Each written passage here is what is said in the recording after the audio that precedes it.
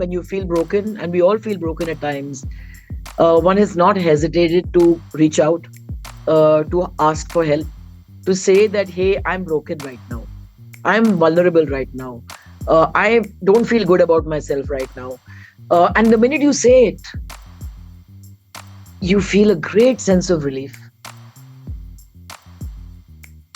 Perfect. Okay. How are you Yes, doing?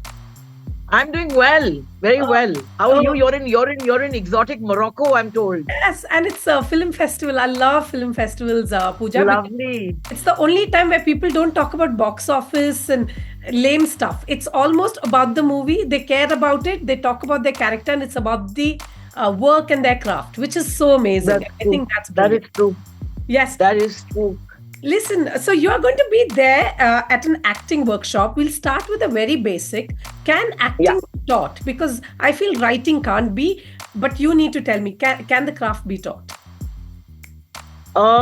I believe the craft can be taught, but the feeling cannot be taught.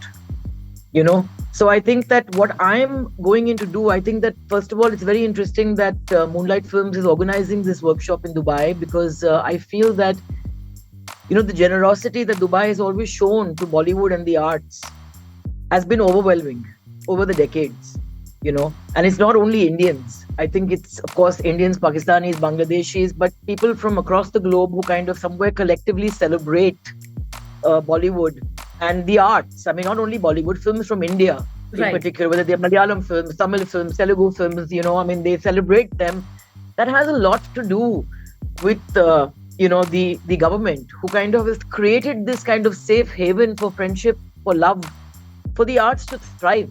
And like you just mentioned, that it's so glorious to be at a film festival where it's not box office, but the arts being discussed. Yes. I think it's amazing that one can come to a space and then, not have to worry about, are we meant to work together or not meant to work together? Because it's just a safe haven for people who come together with the right intent to then just thrive if the intention is right. Correct. So where I come in is, I feel that we have lots and lots and lots of acting classes and courses. We do. But what they're not being taught, what people who have aspirations for the industry are not being taught, are what happens after you finish your course and before you actually get the privilege of standing in front of a camera. In terms of acting courses in India and outside India, I found that there might be lots of people to teach you the craft, but there are not enough people who can tell you how to navigate the times between jobs. Right. Between getting your diploma and getting your first job. After having gotten your first job to your second film. I mean, I've been in this business for 34 years now. And each time you start all over again. So I come in on the last day to basically tell people how to deal with rejection, Yes. how to celebrate their failures, how to flower during that wintering phase that an artist has to always endure, because what we have to do is show grace when there is no work, when you're waiting for that phone to ring. And when they say out of work actor, everyone is always an out of work actor. Ranbir Kapoor famously said that I'm out of work right now. This was after his biggest hit, Animal, and he was waiting for his next movie to start. Right. So between jobs, we are all out of work. And I think Jim Morrison famously put it and said, an actor out of role. So I think that we are constantly looking for what's next. Right. But the work really happens in that waiting. Right. So I'm coming in to tell people that, hey, you have teachers who will teach you diction. You learn to dance. You learn to act. But who is going to teach you to endure your failures with grace? Right. Who is going to teach you to kind of ride that period of nothingness with joy? That's where I come in. And that's where 34 years come into play, because as they say, Manjula, that there are many seasons in, the life of an artist, 4 seasons to be precise. One is when they say, oh, he or she's got potential. Second is when they say, she or he has arrived. Then they say, oh, she or he is over. And then they say, oh, she or he is back. Yeah, it's So terrible. having endured all 4 seasons, I think that I'm here to kind of guide people who come in for, some of them might not even want to be actors. They might just want to come and open up. They want to come to a safe space where they want to, to express themselves. To tell them that you're not alone, that uncertainty is something that every artist must kind of hold close to them. And our uncertainties are what make us what we are. To embrace our failure, to embrace our imperfection in a world that is obsessed with perfection. Yes. You know, I mean, look at Instagram or look at social media. Everything has to be perfect. But in front of a camera, why does the camera love a certain face and not love a certain face? It's got nothing to do with perfection. It's got to do with an inner light. And that inner light shines brightest when you have seen the lows of life. You think so? But Pooja, isn't entertainment industry the most arbitrary industry ever?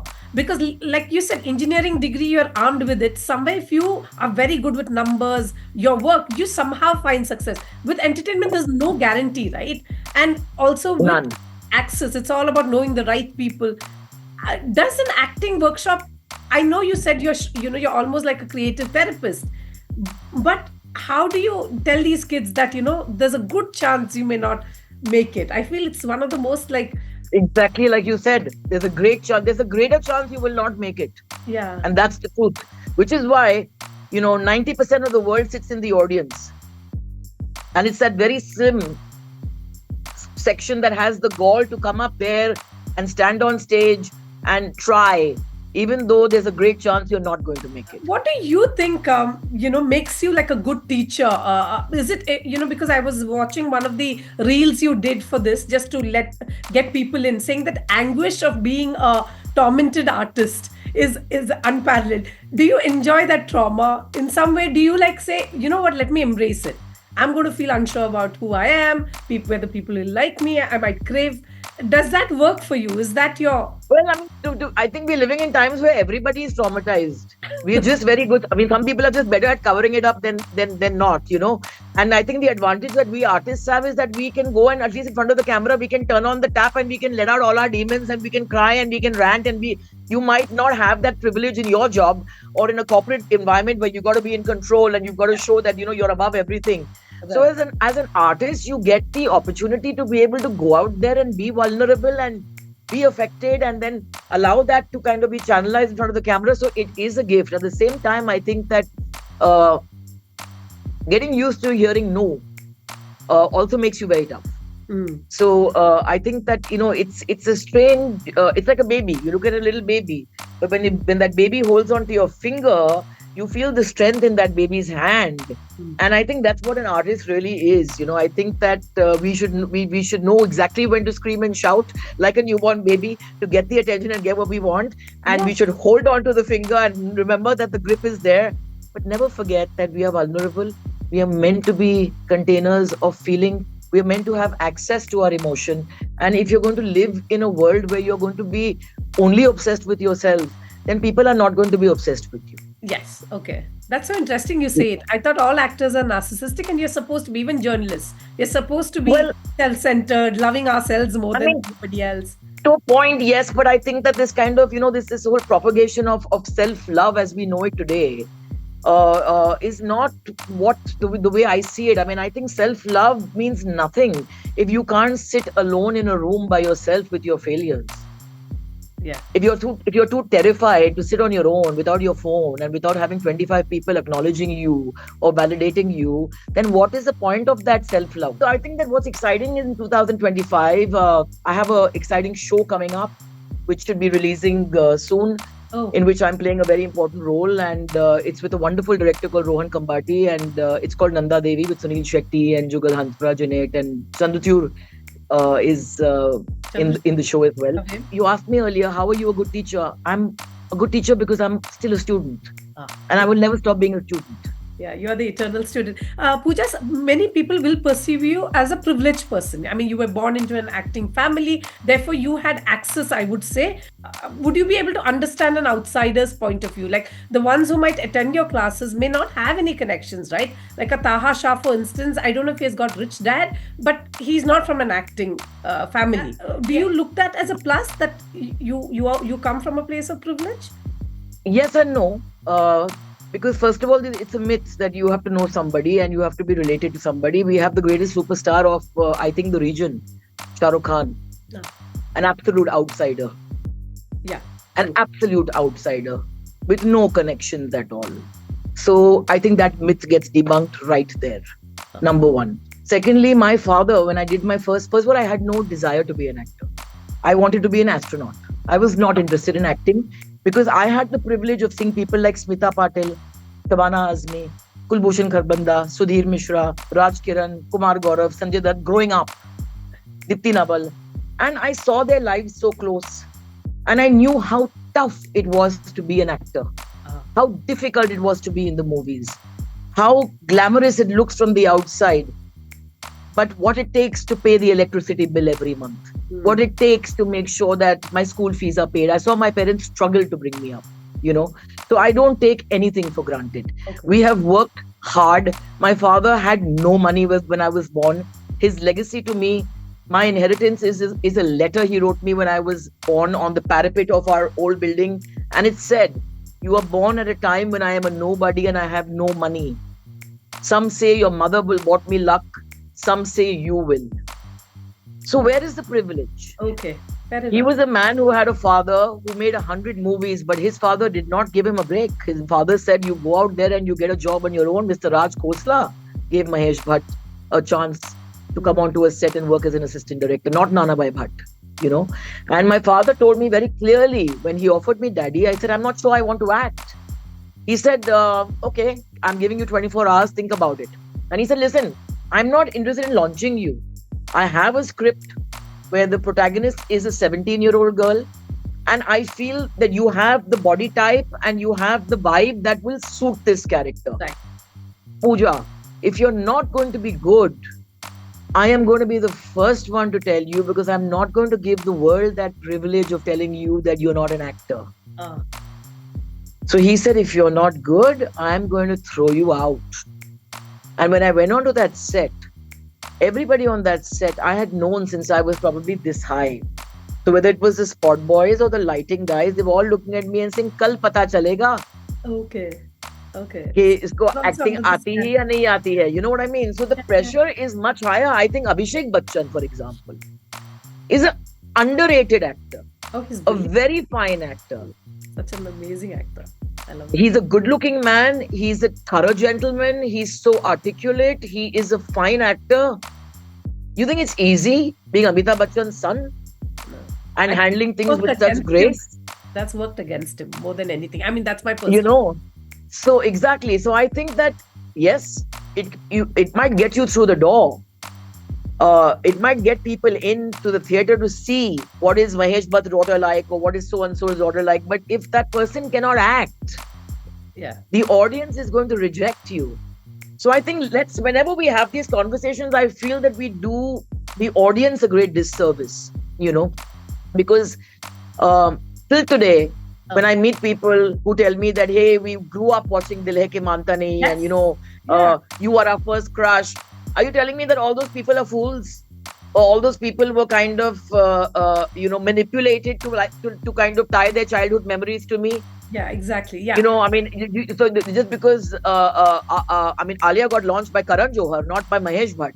But do you think that the world would be a better place if Alia Bhatt had never become an actor? That's Don't you think that you'd be denied of some great performances if she had not become an actor? And the national obsession that my niece is today, people are so interested in every move of hers. Yeah. She's just barely turned 2. That's a bit disturbing as a mother of 3. I'm like, Yeah. So my point is that who's obsessed? yeah, Who is obsessed? Whether my niece decides to become an actor or become an astronaut or become a scientist or become the prime minister of this country, time will tell. that's so interesting. No, no, no. I get your point of view. Yes. You know You that know, it's, I mean, let's yes, not but weaponize our to kids. say that, Yeah. but to be fair, there are a lot of people who might not even have the access. But let me tell people something. Even I don't have the access today. Just because I'm Pooja Bhatt and I might know everybody in the industry, it does not mean I can pick up the phone and just walk into anybody's office. Uh-huh. You know, so that's why I said with every film you start all over again. Every movie you start all over again, and you feel, "Oh, I'm back to being a newcomer." But that's the joy of this Right. business as well. But you got to go with the times. You got to embrace aging. You got to embrace the changes that, your body is going to undergo with time. And you got to know who you are. If you know who you are, you'll be cool even at 82. I If you know don't that. know who you are, you're not cool even at 19 with the hottest body in the world. And as a producer, I have to ask you this. You are very, I'm sure you're not just woke for the sake of being woke, etc. How I come from Malayalam film industry, like I watched that. I'm from Kerala. There's a huge conversation about are producers being posh compliant? Are they being sensitive? And people are being called out every day in all the industries. As a producer, what do you think we should do differently to sensitize people? Even don't know if you're being harassed actually, or this casual sexism on the set. Forget being proposition, that is like very obvious, but the casual, like, oh, women are meant to. How are you doing it as a producer? What do you think should be done right? Well, I think that, first of all, I handpick my crew to make sure that, women on my set are exceedingly comfortable. I mean, I've worked with some of the most beautiful women. Bipasha Basu, I introduced Sunny Leone to India. I've worked with Eileen Haman, who was a South African model who worked with Irfan Khan on Rogue. And I think one thing that they all told me without exception was that, man, this set feels so comfortable. Where they can walk around in their bikini and people are really not interested in looking at them. They're more interested in saying, ma'am, would you like us to give you a dressing gown so you can cover up and can be kind of, light up the shot? And none of that happens. And I think that there's no denying that there is sexism. There's no denying that there is exploitation. And I know it doesn't kind of soften it by saying, but that happens in every area of life. The point is that it does happen here, but there are even more cases where it does not happen here. The fear of being denied work often, you don't. Like if your boss thing, you often wonder, will I be fired? Will the HR fire me as well? You never know. Yes, You that's get true. penalized. I Right? understand So that. that's I fear. understand that. I understand that. But I'm saying is that all of us know where to draw a line. All of us know how far we're willing to go. All of us know how much disrespect we can take or not take, rather. Yes. So I think that we need to ask ourselves, is this worth it? Is the goal worth it? Is it worth it to put myself through this trauma and feel like a, person who's got no value and is only being used as a commodity to be able to achieve that? And if your answer is yes, then you have to live with the demons that will emerge later. You have done so well, Pooja. I can't thank you enough. And you know what? I think you have a career in being a shrink. I would love to be on that couch with you. You can be my shrink. I'm happy. I'm very happy to be lying on a couch with somebody with not one but 20 shrinks who kind of try and tell me, because my father and me were having a laugh about it just the other day and saying, is it a miracle that me and you have not been kind of put into a straitjacket and taken away, by now? How have we managed to kind of go through life? But I guess the way we have is because if you feel vulnerable, when you feel broken, and we all feel broken at times, one has not hesitated to reach out, to ask for help, to say that, hey, I'm broken right now. I'm vulnerable right now. I don't feel good about myself right now. And the minute you say it, you feel a great sense of relief. Yeah, for sure. But it's this covering up of, I'm okay, I'm good, I'm great, I'm fine, I'm happy. You're not. Just So accept. stop projecting something that you're not. That's where I come from. You're like Thomas L. Friedman. I don't know. He came to journalism school. He said, "I learned more from you students." I'm like, "You're a Pulitzer Prize winning journalist. What are we supposed to teach you?" He's like, "You'll be surprised." And he's an observer of life. That's what he said. Yeah. Observing. And thank you so much, Pooja, for your precious time. I know, we are running out of time as well. But thank you so much. And thank you for taking time off from this exotic, beautiful festival that you're at to have a chat with me. No, and I don't know whether you're going to pleasure. be back in Dubai by the time I'm there, but if you are, I'm I'd going love to put see the you. word out there before that, so that people buy tickets and, and just attend your class, because you know what? I think sometimes it's not just about acting, it's about life. And you seem to have figured at least some of it, not all of it. I'm sure, but you're a fun one. Thank you so much for this. I really appreciate Thank you. it. We'll Thank put the you. word out there. You take care and have a great day. December 8th for a heart to heart. No acting classes. Life. We talk about life. We talk about life lessons. Love. Yes. I won't miss that for the world, and I'll be there as well to see you. All right. Okay. Okay, you take care. Thank Thank you. you so much. Bye. Bye. Bye. Bye. Bye.